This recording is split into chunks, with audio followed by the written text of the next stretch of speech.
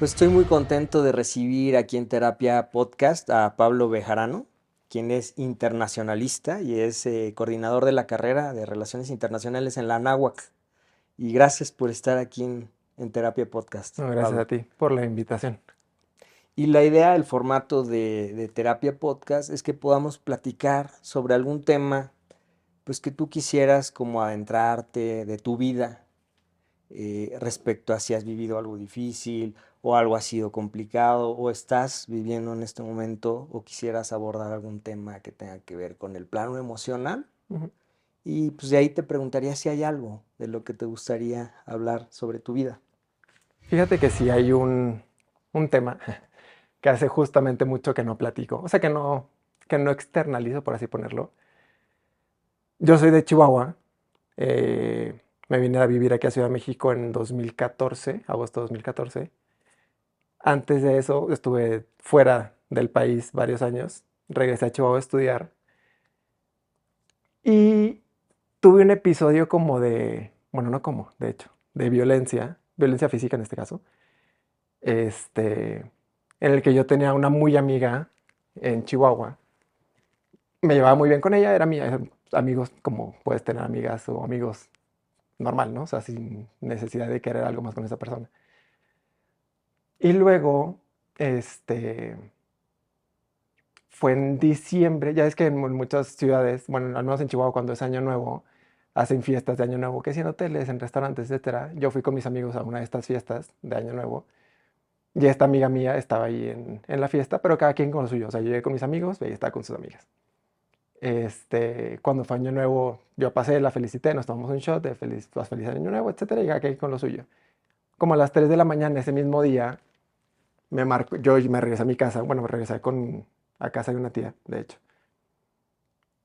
Y me marcó su mamá. Se me hizo súper raro porque eran las 3 de la mañana en ese entonces, del 1 de enero.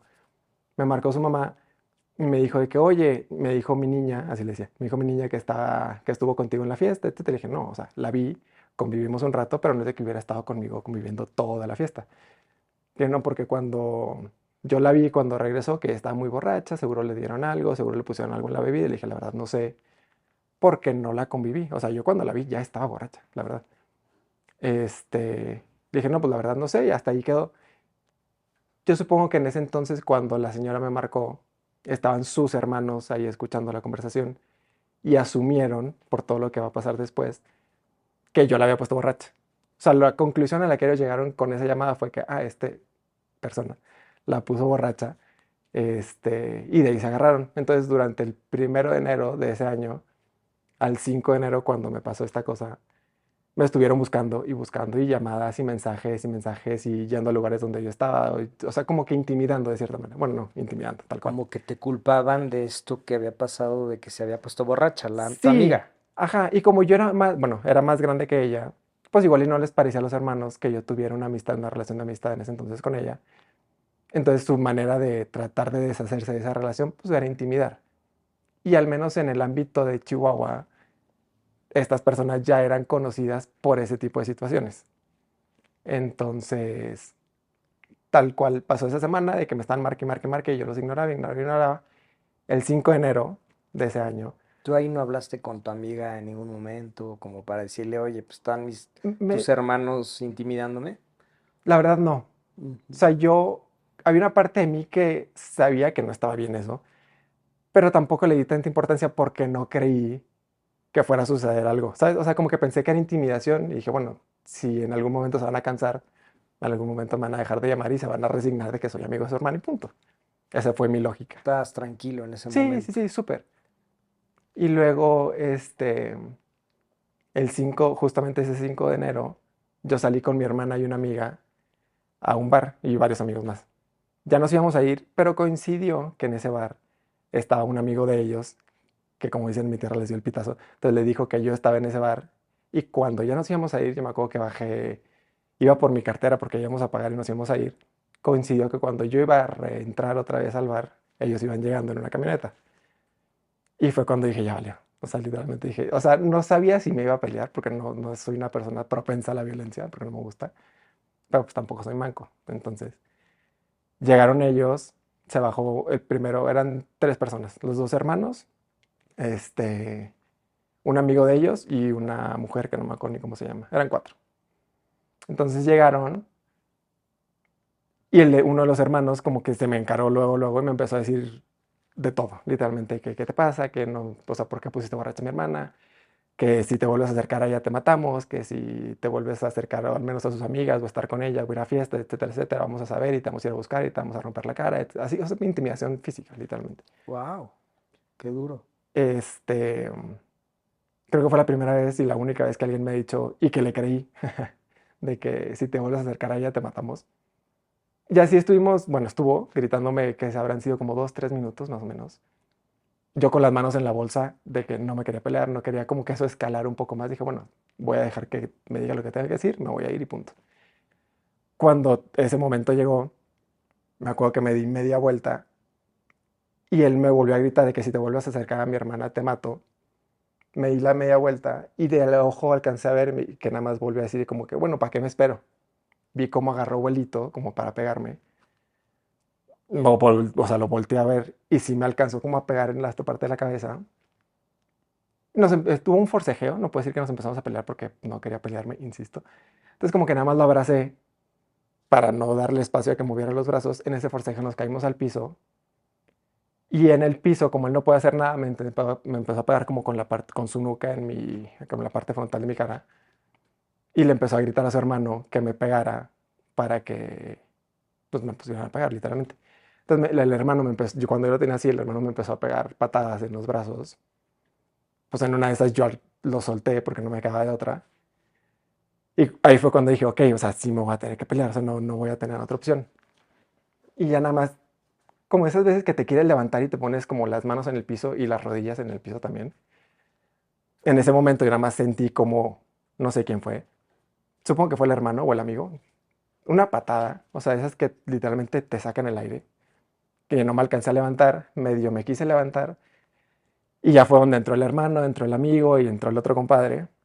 Y ya ahí fue cuando dije, ok, no tengo, o sea, no voy a tener ni siquiera la más mínima opción de defenderme.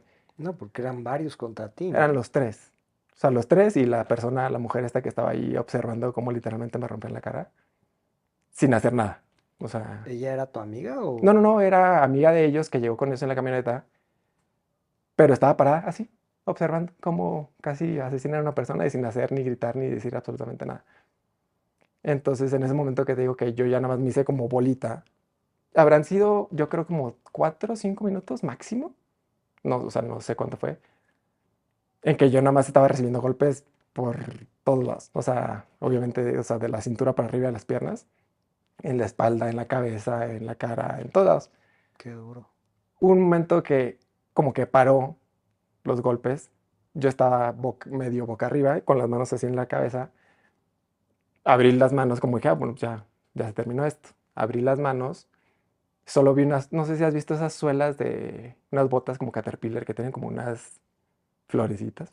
Ujú, ujú. Nada más la vi así venir a gorro hacia mi cara. O sea, como yo estaba así, nada más vi la suela de la bota venir así hacia mi cara. O sea, literalmente me aplastó la cara. O sea, yo estaba así, nada más sentí el golpe, rebotó la cabeza, me volvió a cubrir y otra vez pasaron otros como 3 4 5 minutos. Y entonces ahí ya volví a escuchar a la amiga que le dijo de que ya para, ya suéltalo, ya déjenlo, no sé qué. Y ahí fue cuando ya terminó todo. Yo en ese momento no sentí nada, o sea, físicamente hablando no sientes nada, supongo que por la adrenalina, pero si tú me veías, parecía que me había pasado un tren por encima. Entonces yo me levanté, quise volver a entrar al bar y él, ahorita me da risa, entonces no me da risa. Quise entrar al bar y el cadenero me dijo de que no te va a dejar entrar. O sea, no hay manera que te deje entrar así físicamente como estás. O sea, sangrando, abierto por todos lados, la nariz toda inflamada, un ojo no puede haber de un ojo. O sea, del golpe lo tenía totalmente cerrado y el otro más o menos medio abierto. Me dijo, no, o sea, márcale con quien estés, dile que baje y váyanse al hospital. Entonces le marqué a mi hermana y le dije, oye, acaba de pasar esto, vente para irnos al hospital a ver qué onda. Entonces bajó. Yo cuando estoy muy nervioso empiezo a decir pura tontería. O sea, como para no intentar preocupar a las demás personas. O empiezo a contar chistes o empiezo a cantar. En ese momento me puse a cantar como si nada me hubiera pasado. Entonces bajó mi hermana, me vio Y me acuerdo perfecto de su cara como de impresión. O sea, impresión, preocupación, no sabía qué había pasado porque hace 10 minutos me había visto perfecto y ahorita me estaba viendo totalmente deforme la cara. De ahí nos fuimos al hospital, me dijo, insistiendo en lo mismo de que no me gusta preocupar a las personas. Le dije, no, yo manejo. O sea, llegué al hospital porque me sé la ruta de memoria, no porque pudiera ver absolutamente nada. Llegamos al hospital, el doctor me vio y me dijo, no, o sea, si algo me tuvieron que hacer con MRIs, resonancias magnéticas, para ver si no. Lo primero de que me preguntó el doctor fue si había perdido como el conocimiento, para ver si había algún tipo de inflamación en el cerebro o algo en la cabeza. Dije, no, o sea, siempre estuve consciente, sé perfectamente lo que me pasó, pero no sé qué tan afectado esté. Entonces me hicieron las resonancias magnéticas, me empezaron a hacer como radiografías para ver la parte de la cara, el cuello, las costillas. Pero en ese momento te digo que no me dolía absolutamente nada. Hubo un momento ya cuando estaba en la camilla que empecé a temblar, o sea, como temblor incontrolable, que el doctor ahí sí se asustó y me dijo, bueno, le están dando como convulsiones. Y dije, no, o sea, me dijo, nada más es como la adrenalina que ahorita ya está bajando y tu cuerpo se está reajustando a lo que te acaba de pasar. Estuve en el hospital esa noche estuve como una hora, más o menos. De ahí había un policía en urgencias, me dijo que tenía que ir a previas si quería levantar una denuncia, entonces fui a previas y ahí otra vez recontar todo esto. O sea, yo se lo había contado a mi hermana y luego se lo tuve que contar al doctor y luego se lo tuve que contar al Ministerio Público para levantar todo el tema de la querella, etcétera. Y después de eso llegué a mi casa como a las 8 de la mañana, más o menos. O sea, toda la noche estuve entre sí el hospital y ministerios públicos y cosas legales. Llegué a mi casa, me dormí y me empezó esta amiga, mi ex amiga, me empezó a mandar mensajes y llamándome y llamándome y llamándome y enojada, aparte se enojó de que porque no le contestaba y yo, pero tus hermanos me acaban de casi asesinar y tú me estás preguntando que por qué no te contesto las llamadas. Me dijo, no, y después me marcó su mamá y me dijo, es que mis niños, esa palabra me sacó un poco de quicio. O sea, mis niños te quieren ir a tu casa a pedirte disculpas. Y le dije, no, señora. O sea, si quiere venir, que vengan. Pero yo no me hago responsable de lo que pueda pasar estando mi papá, mi hermano, mis primos, mis amigos, todo el mundo en la casa extremadamente enojados y alterados por lo que acaba de suceder. O sea, no creo que sea muy buena idea que sus hijos vengan ahorita. Terminaron yendo nada más los señores y esta niña, como para tratar más que para disculparse, eso sí es verdad, más que para disculparse, fueron para tratar de convencerme que quitara todo el tema legal.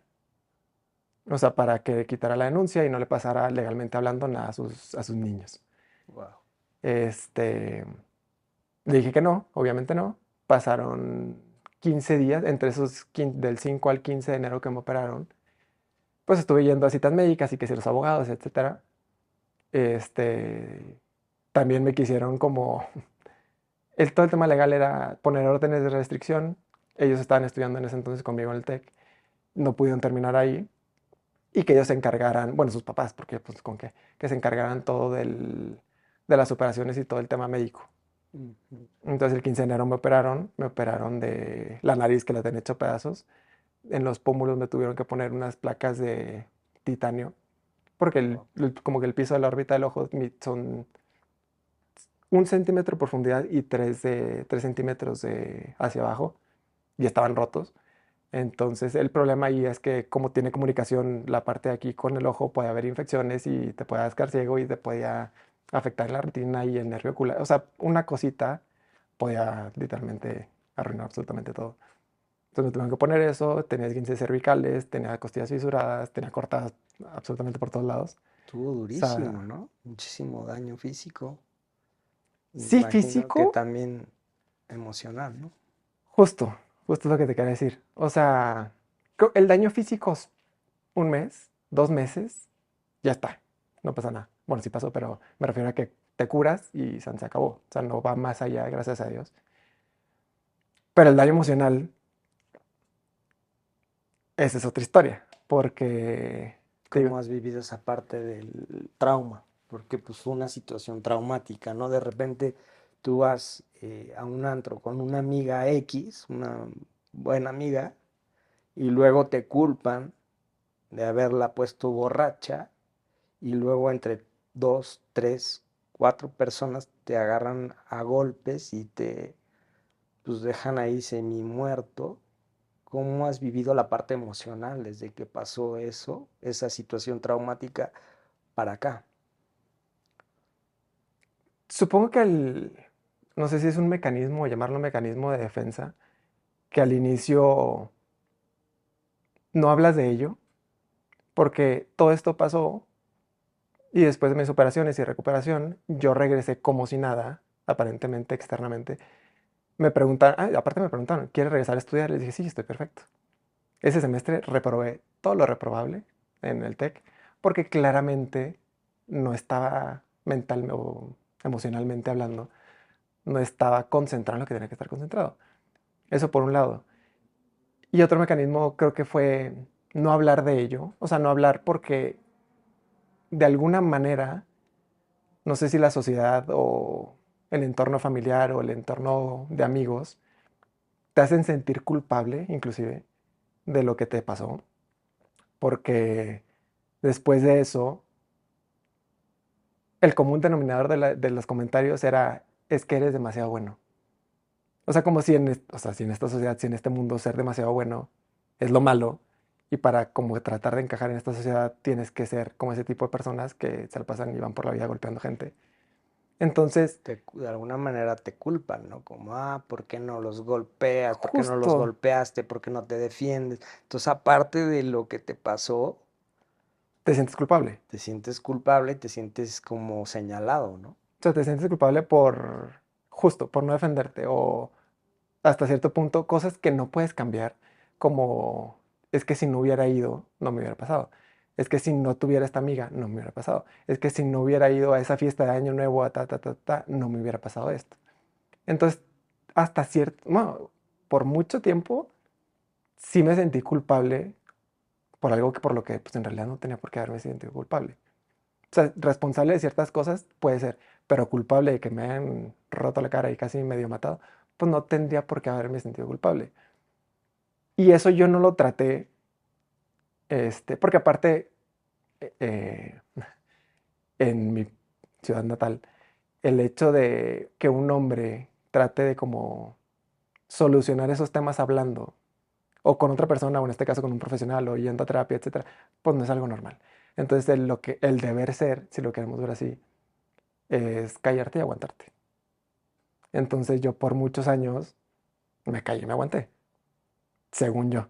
Pero obviamente había, Sí, era un contexto machista donde entonces que sacatón o que, ¿no? sí, Te juzgan por, en lugar de responder de una manera civilizada, como que esperan que reacciones de manera violenta, es machista en Chihuahua. sí, Me sí, sí, imagino el porque contexto, ¿no? sí, sí, claro, y todos tus amigos son así, y todos, el entorno es así donde las cosas se solucionan como si no tuvieras una manera racional, es decir, cualquier problema lo vas a solucionar como a golpes, es la única, no, y para mí no, o sea, para mí no, entonces el hecho de ser esa persona rara, diferente, que no quiere o no le gusta solucionar las cosas como si no tuvieras una parte racional, sino solo animal, pues no va conmigo. Entonces te digo que yo nunca, nunca, desde que pasó eso, nunca jamás en la vida traté ese tema con absolutamente nadie, hasta hace 2 años y medio, que llegué justo a terapia aquí en México. Este, y había momentos en los que, inclusive muy al inicio, cuando platicaba estas cosas, o esta cosa más bien, físicamente hablando me ponía muy mal. O sea, me ponía muy nervioso, me sudaba, me ponía rojo, me empezaban a sudar las manos, empezaba a temblar, porque claramente había algo que que no había terminado de sanar, que no me había ni siquiera terminado de perdonar yo. Deja tú a ellos, a ellos los disculpo, pero hasta ahí. Pero creo que ni siquiera me había dado la oportunidad de perdonarme a mí por todo lo que había pasado y por todo lo que me había pasado y por lo que me ha juzgado yo a mí mismo. Entonces, siento que es algo que pues, durante un chorro de años ni siquiera me... No es que no me importara. O sea, estaba como ahí como en el background, tratando y susurrándome y diciéndome. Y había muchos triggers, o sea, muchos aspectos. Por ejemplo, no sé si viste y creo que todavía, ¿eh? Creo que todavía no lo tengo como completo. Sí lo tengo como muy sanado y muy platicado, etcétera. Pero hay cositas que todavía no me terminan como de encajar, si lo quieres ver así. ¿Cómo cuáles, por ejemplo? Por ejemplo, no sé si te acuerdas que igual salió en las noticias en Puebla, creo que fue el año pasado, unos mocosos en una peda salieron y creo que fue en Angelópolis, se llama en Puebla, donde hay como una ruedita de la fortuna. Se empezaron a pelear y agarraron a golpes a un niño que literalmente le rompieron el cráneo con una botella. Ujú. Y luego, hace como 2 semanas, otra vez en una fiesta de Halloween, un novio agarró golpes a su novia, un doctor bueno, casi doctor, agarró golpes a su novia porque, o sea, ese tipo de cosas a mí, sí me afectan. O sea, todavía hay cosas que... Y justo platicándolo con mi terapeuta, es que me dijo, es que también, si sabes que te afectan, pues más bien trata de como de evitar, porque aparte me puse a ver el video, o sea, vi el video completo cuando estas personas agreden a otras personas. Y sí o sea, cuando me digo me pone muy mal es que sí me enojan. O sea, me enoja tanto que no llego a entender todavía, y creo que nunca lo voy a entender, o no sé, cómo las personas pueden llegar a pensar en algún momento de, súper buena idea para romper el cráneo a una persona. Súper buena idea. Voy a ir y voy a golpear a mi novia. O sea, no entiendo en qué momento las personas pueden tener como la toma de decisión de decir, hacer esto o agredir a esta persona es como el siguiente paso a hacer, ¿sabes? O sea, ese tipo de cosas como que no, y sí me enojan Eso te mucho. causa coraje, enojo. Me causa coraje, enojo y me causa más coraje, enojo que no haya una respuesta ante esas agresiones. Por ejemplo, el de hace un año o hace poquito más del de Puebla, no pasó nada. O sea, legalmente hablando, es a lo que voy. Que haya El... impunidad, que no Ajá. pase nada. Entonces, mientras ese tipo de cosas sigan pasando, o sea, mientras la impunidad siga como sigue, pues no va a haber una respuesta y no va a cambiar nada. Eso es es lo que me frustra. Oye, pero hace ratito decías como que hay partes donde te culpabas Ujú. o te culpas. Y en tu mente que te culpa, ¿qué te diría? ¿Qué pudiste haber hecho en ese contexto? ¿O cuál era, qué debiste de haber hecho por lo que te podrías culpar por esa situación?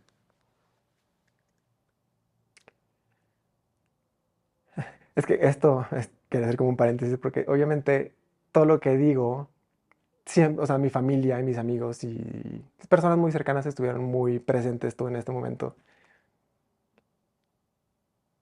E igual, bueno, y yo sé que todo lo que ellos hicieron en ese momento lo hicieron como desde un lugar pues de amor y compasión y tratar de ayudar, ¿no? Pero yo en esos momentos, siendo como la persona afectada, es como si, por ejemplo, tú estás, no sé, con tu familia, o si te hubiera pasado algo similar, estás con tu familia y tus personas cercanas te dicen, no, es que no sé si pueda tener un poco de lógica, o sea, en mi cabeza sí tiene lógica, pero el hecho de que hay algún momento durante esta situación que tú esperarías o tú esperas que tus personas cercanas sean como que las personas que muestren apoyo. Y sí lo muestran, pero al mismo momento son personas que te dicen este tipo de comentarios como, es que siento que eres demasiado bueno, es que te falta malicia, es que si no hubieras tenido ese tipo de amistades, es que ya sabes cómo son las personas, es que entonces, O sea, una de las cuestiones que te dicen y que tú mismo te culparías es por tener esas amistades, digamos. Una de las no sé si cosas. por tener estas amistades, por ejemplo, como ahorita tú me preguntaste, no le reclamaste nada a tu amiga cuando te sentiste como intimidado por sus hermanos. Esa fue una de las cosas que en mi cabeza pude haber hecho. O sea, tal vez si yo le hubiera dicho en algún momento a ella de que, oye, ¿qué onda con tus hermanos? Me están diciendo ta, ta, ta, ta, ta. Igual y se pudo haber evitado. Oh, ya veo. pero no sé, o sea, pues ahorita no sé. O sea, creo que la parte que más me Digamos que no cuesta, se te ocurrió o lo dejaste pasar y no creías que iba a llegar a eso, no ¿no? creí que iba a llegar, jamás pensé que iba a llegar, jamás en la vida, o sea, jamás, jamás en la vida. Y volvemos a lo mismo de que es que te falta malicia. Es que no me falta malicia. O sea, yo en mi cabeza genuinamente no creo o no, nunca voy a volver a poder entender cómo las personas pueden llegar a ese punto. O sea, mi punto de partida nunca va a ser, si yo te conozco a ti o conozco a cualquier otra persona, mi primera impresión, mi primer día o la segunda o la tercera nunca va a ser, es que esta persona es ta, ta, ta, y muy probablemente en algún momento de la vida me va a llegar a golpear. Pues claro que no. O sea, mi momento, o sea, el momento de conocer a una persona, yo asumo todo lo bueno de esa persona. Lo malo, todos tenemos algo malo. O sea, pero ¿por qué me voy a fijar en o tratar de encontrarle lo malo a una persona? Cuando pues simplemente es una persona, es el hermano de una amiga, es el primo de una amiga, ¿sabes? O sea, no le...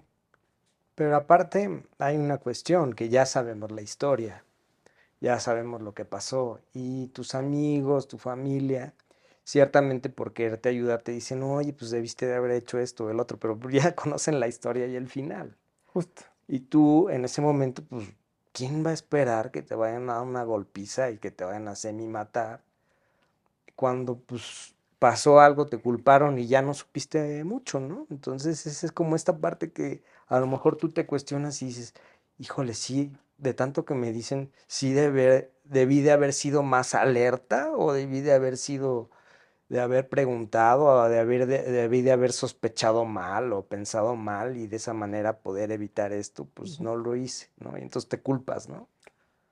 Sí me culpo, bueno, me culpaba, ahorita no. O sea, sí me culpaba, e incluso sí me enojé un rato con, con mi familia un poco Ujú. por esta situación. Este, y ya viéndolo justo como dices ahorita, sabiendo como conociendo ya la historia, dices, bueno, ok, tal vez no me tuve que haber enojado con mi familia, porque entiendes la reacción que ellos tuvieron. O sea, en esta situación yo fui como el principal afectado, pero poniéndome al lado de mis papás, dices, o sea, ¿cómo hubiera reaccionado yo si un día estoy dormido a las 3 de la mañana, me marcan del hospital y me dicen, tu hijo está en urgencias en el hospital porque le acaba de pasar tal, tal y tal, por personas conocidas entre nosotros y entre los papás? Entonces, obviamente, cuando me ven, se enojan y quieren hacer todo lo posible para subsanar como eso. Entonces, dices, ok, ¿cómo hubiera reaccionado yo si en el dado momento que yo tengo un hijo me pasa eso y me despierto a las 3 de la mañana, veo a mi hijo medio a morir? Obviamente te vas a enojar y obviamente le vas a decir y obviamente lo vas a querer defender Ujú. ante toda costa. Porque aparte de cuando fue todo el tema legal, este, la excusa o la justificación, más que la excusa, la justificación de los papás o de la mamá de ellos fue de que lo habían hecho por celos. Entonces mi papá fue, ok, o sea, fue por celos, va. Entonces yo por celos voy a defender a mi hijo que le acaban de hacer esto y le voy a hacer algo a sus hijos. O sea, como que el círculo de violencia puede ser medio interminable si no hay una persona relativamente madura que quiera como parar eso. Y digo relativamente madura porque creo que en ese entonces, platicándolo con otro amigo, fue que me dijo, eso es inteligencia emocional. Y dije, no sé si en ese momento fue mi inteligencia emocional o fue, volvemos a lo mismo, como más como bondad normal, porque con todo el tema legal me dijeron que existía la posibilidad de que los metieras a la cárcel, o sea, que yo los metiera a la cárcel. Y me dijo la abogada, ¿qué quieres hacer? Entonces, pues le dije, la verdad, la verdad, la verdad, no me, o sea, no soy como tan, o sea, no les quiero amolar la vida tanto.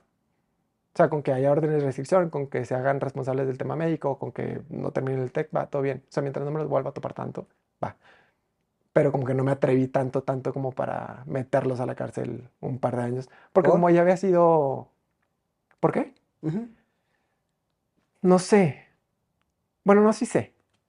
Como ya había sido como reincidencia el tema de violencia de ellos, ya tenían como una carpeta dentro del Ministerio Público donde pues, se habían visto más actos de violencia. Entonces el mío fue como casi casi que la gotita que derramó el vaso. Y yo tenía la opción de meterlos o no a la cárcel. Yo decidí no, porque dentro de mi... Uno, porque literalmente es lo que le dije a mi mamá. Le dije, no les quiero arruinar la vida tanto. O sea, no les... El hecho de meterlos a la cárcel 3 4 5 años, siento que sí le arruinas la vida a alguien. Sí, no, no los estoy justificando, porque en mi vida los voy a justificar, jamás en la vida. Pero no quise, o sea, dentro de mí no está el hecho de saber, o sea, saber que sí, lo que hicieron está mal, pero no quererles arruinar el resto de su vida. Porque eso iba con la escuela y los términos legal, digo, laborales, etcétera, etcétera. Siento que sí les pude haber. Pero aún con que eso pudiera como de alguna manera evitar que lo vuelvan a hacer o prevenir o alertarlos a que no lo vuelvan a hacer, pero desde tu parte como empática dices, pues no quiero afectarles la vida, digamos. Justo. O sea, siento que o sea, no, no tiene nada que ver, pero más o menos. Como con esas personas que tuve la oportunidad de ir una vez a un reclusorio. Y dentro del reclusorio, pues son personas que hicieron, están ahí porque hicieron algo mal, claramente. O sea, no están ahí porque hicieron algo bueno. Pero estando ahí se te olvida, o al menos a mí se me olvidó dónde estaba. Y entra justo esa parte como empática, donde no justificas a la persona por lo que hizo, pero sí sabes que es una persona, que es un humano que tal vez estuvo en circunstancias súper complicadas que yo no conozco y que lo llevaron a hacer lo que hizo por estar ahí.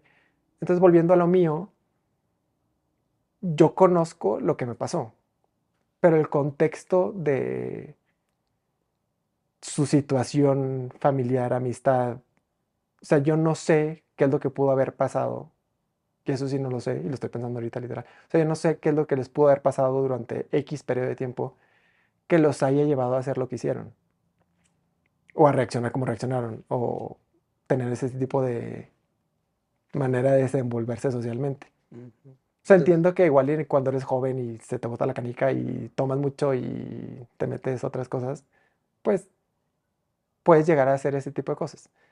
Pero, como te dije, o sea, yo no justifico lo que hicieron y jamás en la vida lo voy a justificar ni a ellos, ni nunca, ni a nadie.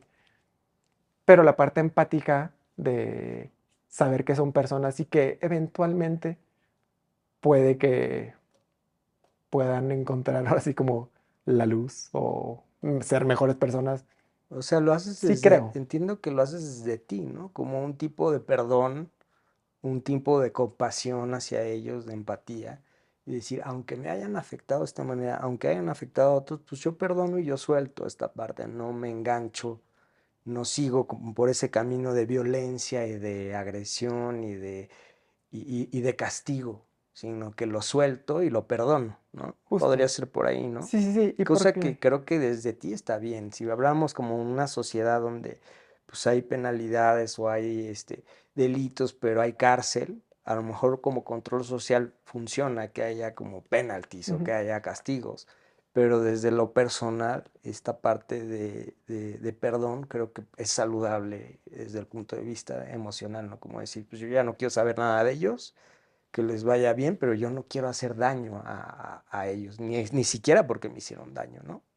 ¿Podría ser por ahí? Sí, y porque siento que sí, o sea, hablando un poco como de la empatía y del perdón y disculpas, y ese hecho justo de romper ese ciclo o ese círculo de que puede llegar a ser un círculo de violencia interminable, porque pues, imagínate, si a mí me pasó eso, si a mí me golpearon y luego mi reacción ante la golpiza es golpearlos y luego de esa reacción no creo que volvieras a tener nada bueno, entonces puedes seguir un círculo de pues vamos a golpearnos todos interminablemente y esto nunca se va a acabar.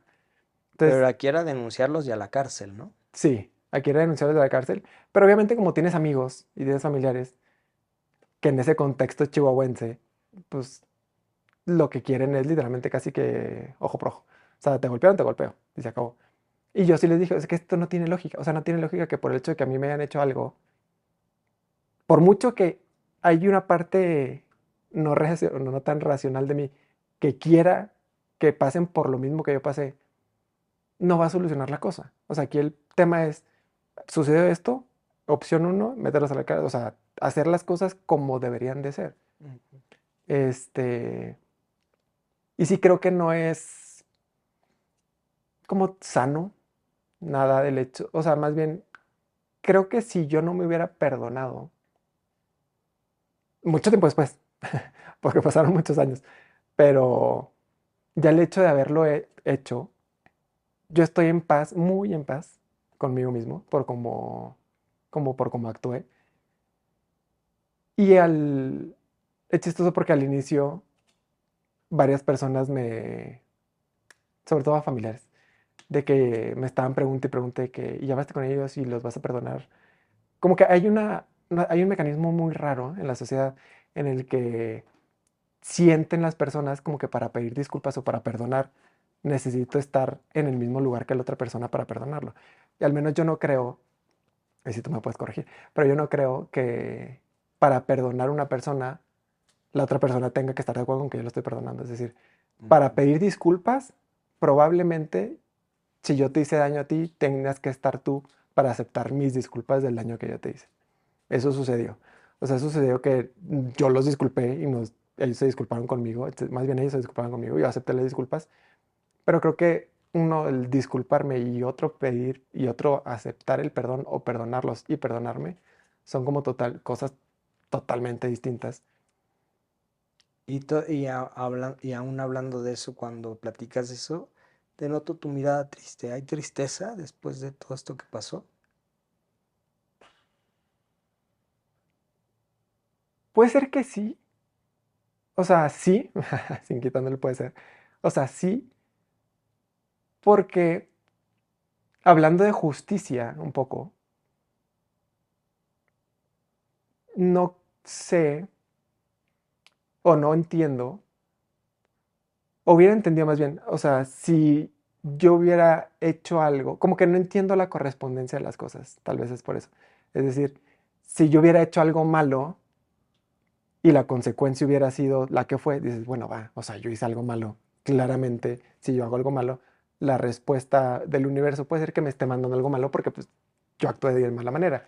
Pero cuando tú no haces nada malo o no hiciste nada malo y recibes eso, es como que no entiendes dónde está la La parte de justicia lógica en este de universo. la justicia divina, digamos, la Justo. justicia del mundo. Entonces muchas veces también llega a pensar, ok, si la respuesta del mundo, de la sociedad es a las personas que no hacen nada malo, las tratan así, pues vamos todos por la vida a hacer cosas malas y ya, pues si me pasa algo malo, pues dice, ah, bueno, pues sí, me lo merezco, No ¿no? siempre la vida o el mundo es justo, por Justo. eso la tristeza, ¿no? Sí, y sí es, fíjate que hablando, qué chistoso, porque hablando de justicia sí es algo que yo tengo muy como arraigado.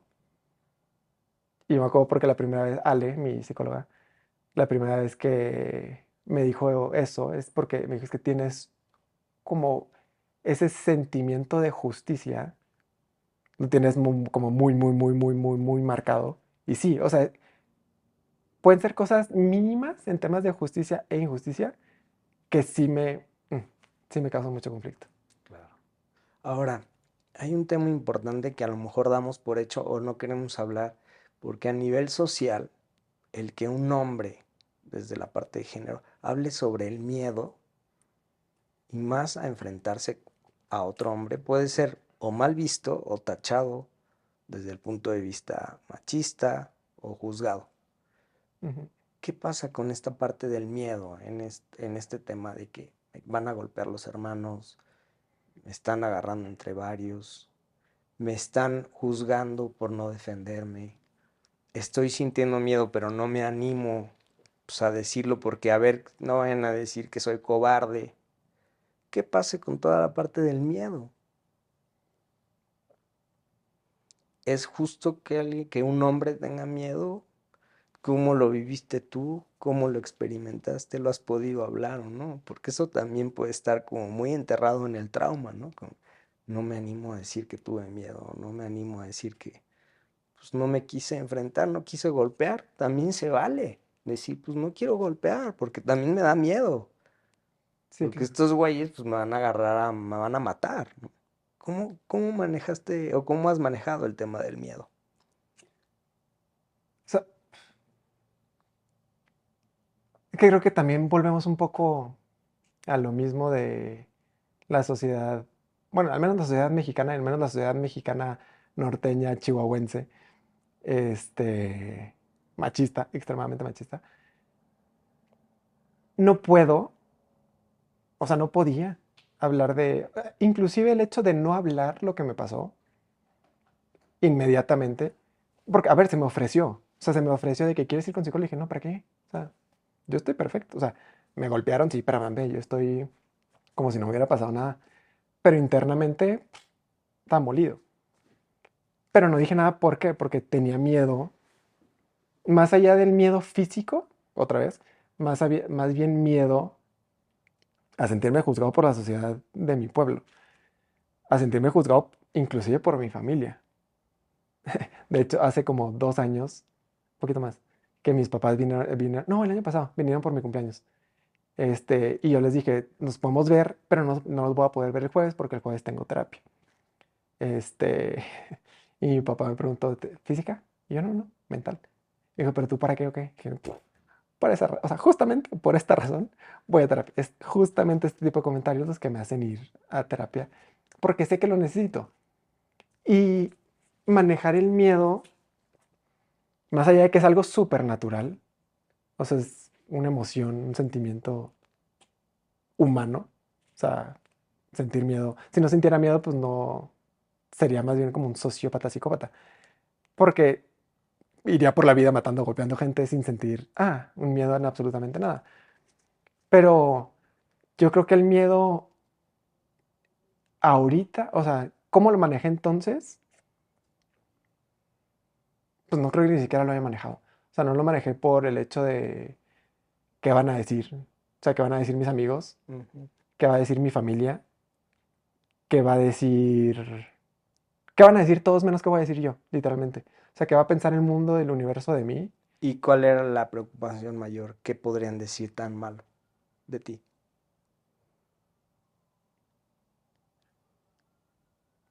¿Qué, es, qué puedan decir de...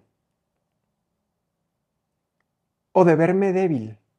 O sea, verme débil ante lo que me pasó y mi respuesta hubiera sido, es que no estoy bien, es que necesito hablar con alguien, es que,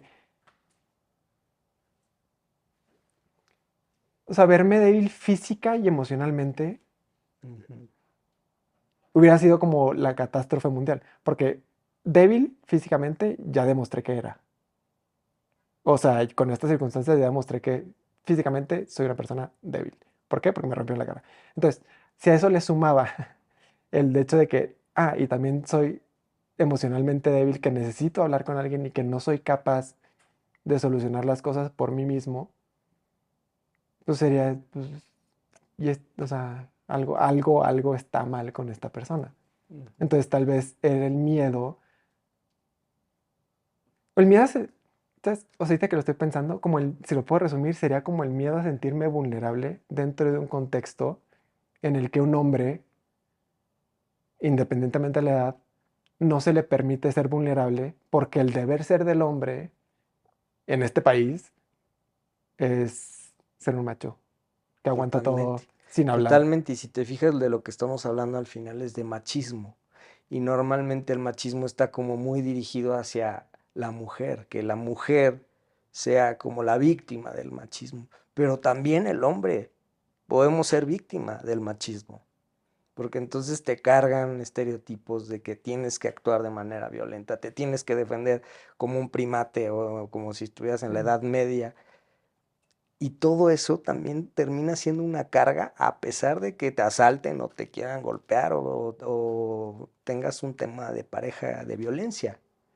Entonces, por eso también habría que hablar un poquito más de este tema del machismo, pero también hacia el hombre, ¿no? En términos de sociedad, Sí, sí. digamos, porque nada más se enfoca a cómo le afecta a la mujer, o muchas veces se le enfoca cómo le afecta a la mujer, pero al hombre también le afecta el machismo, ¿no? Totalmente de acuerdo, pero no, te quería preguntar. O sea, ¿tú crees que la sociedad esté lista? Yo no creo, la verdad, que socialmente estemos listos todavía. O sea, porque si yo salgo ahorita y empiezo a hablar de cómo, que lo puedo hacer sin problema alguno, pero yo empiezo a hablar de cómo el machismo nos afecta a los hombres, no sé, y no creo que sea tan bien recibido como el machismo afecta a las mujeres. Claro, porque como hay machismo te van a señalar, ah, pues es que como habla de eso y entonces es el débil, es el cobarde, es el, ¿no? Justo. Sí, no, no lo digo más porque tú abras la voz, sino porque en términos de sociedad debería de abrirse más el tema, ¿no?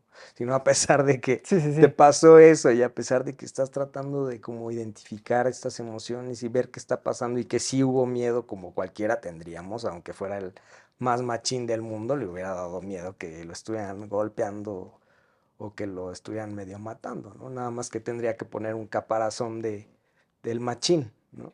Y creo que todavía tengo miedo, ¿eh? O sea, creo que es algo que no creo que en algún momento de la vida se me pueda olvidar. Y mi hermana me preguntó, creo que fue este año, que me mandó una foto de saliendo yo de la operación. Y me dijo, ¿fue en enero? Y le dije, sí, sí, fue en enero. Y me preguntó, ¿y te acuerdas? O sea, ¿te acuerdas lo que te pasó? Y le dije, o sea, te lo puedo describir y te puedo hacer una película porque me acuerdo perfectamente, minuto a minuto, de todo lo que me pasó. Entonces, yo por esa parte siento que evidentemente, si me enfrentaría a una situación similar de violencia, obviamente tengo miedo y creo que voy a seguir teniendo miedo. Y hablando del tema eso de...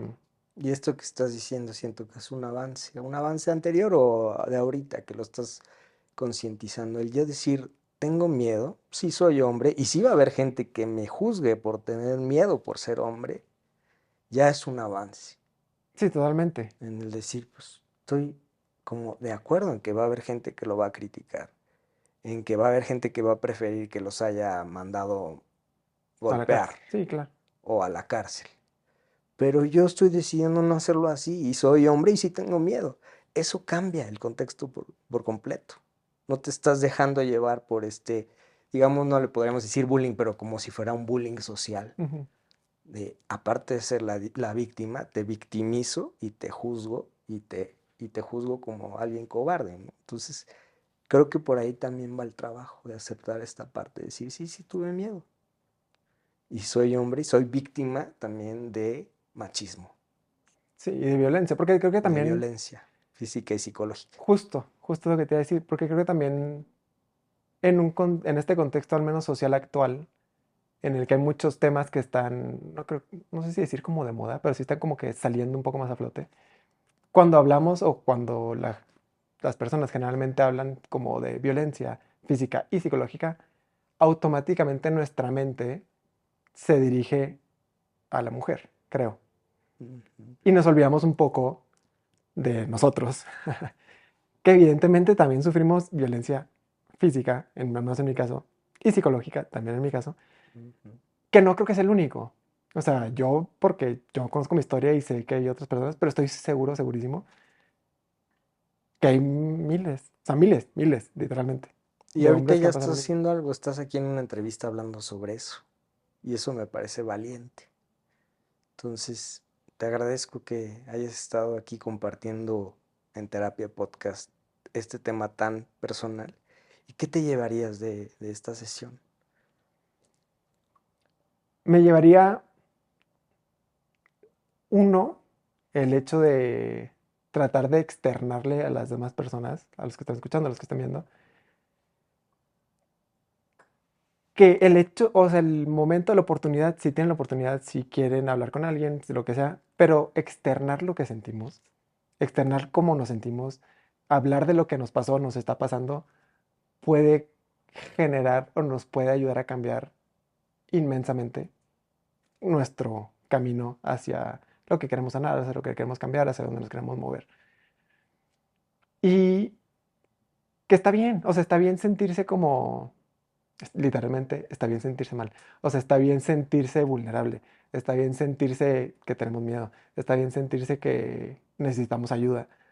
No pasa nada. O sea, creo que lo anormal en este caso sería creernos capaces de que somos invencibles y somos casi casi que dioses, porque no somos.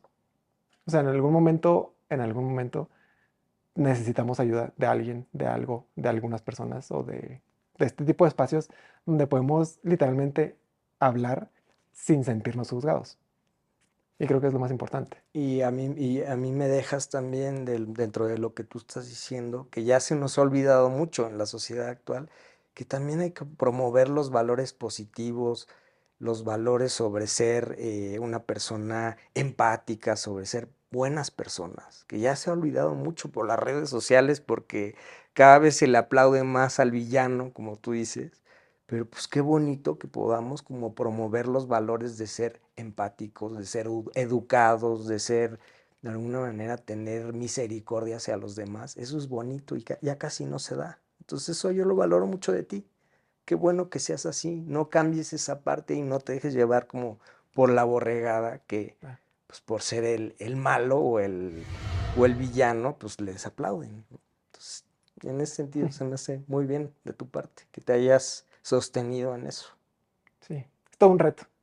O sea, creo Ujú, que sí es un reto en la sociedad ujú. tratar de mantenerte con lo que tú crees, con los valores que tú crees, sin dejarte llevar por los valores o la sociedad o la moda. O sea, si yo creo ciertamente que las personas son buenas, yo de verdad, de verdad, de verdad, creo que las personas sí son buenas y desde ahí siempre va a ser como mi punto de partida al tratar a una persona, hasta literal, hasta que no me demuestre lo contrario. Pues muchas gracias, No, a Pablo, ti, y aquí estamos. Gracias gracias, por venir a Terapia Podcast. gracias. Si te interesa asistir a terapia en nuestro podcast, envía un correo contándonos tu caso a terapiapodcast@outlook.com.